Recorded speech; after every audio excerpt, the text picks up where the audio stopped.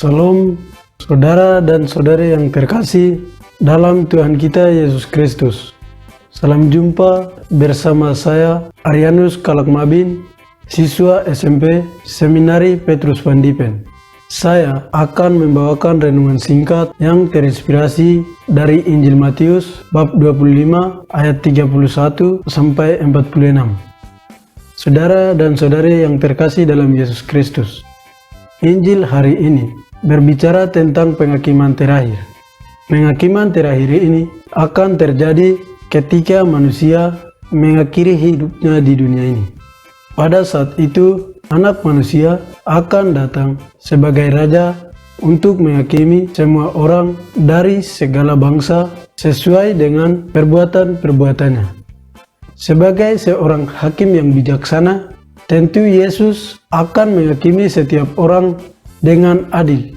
Hal ini secara gamblang ditegaskan dalam kutipan Injil hari ini, yaitu Ia akan memisahkan seorang dari yang lain, sama seperti seorang gembala memisahkan domba dari kambing.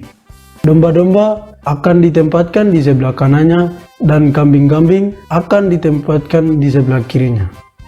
Saudara dan saudari yang terkasih dalam Kristus, sejatinya penyebutan domba dan kambing merupakan simbolisasi dari kepribadian manusia itu sendiri.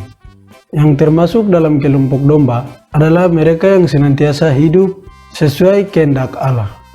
Mereka senantiasa berempati dengan sesama yang kelaparan, yang kehausan, yang terlantar dan miskin.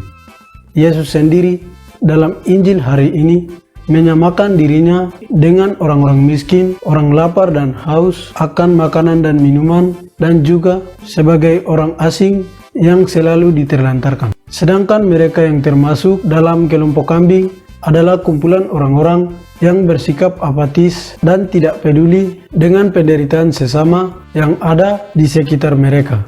Sikap yang demikian itu tentu menolak akan keberadaan Yesus sebagai figur yang senantiasa ada dalam diri orang-orang yang kecil, miskin, dan terlantar. Saudara dan saudari yang terkasih dalam Kristus, saat ini kita sedang berada dalam masa Prapaskah. Baiklah, pada masa ini kita jadikan sebagai momen untuk merenungkan diri, melihat diri, dan berbenah diri. Kita harus menyadari akan segala kerapuhan diri yang mungkin selama ini kita tidak peduli dengan sesama yang menderita atau mereka yang berkekurangan.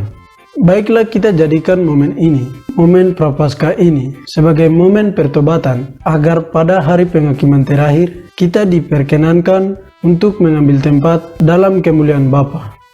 Semoga di masa Prapaskah ini kita juga diajak untuk bersolidar dengan sesama dan mendoakan mereka yang tengah mengalami konflik peperangan yang terjadi antara Rusia dan Ukraina. Semoga melalui bantuan doa dan campur tangan Tuhan, secepatnya konflik tersebut diatasi.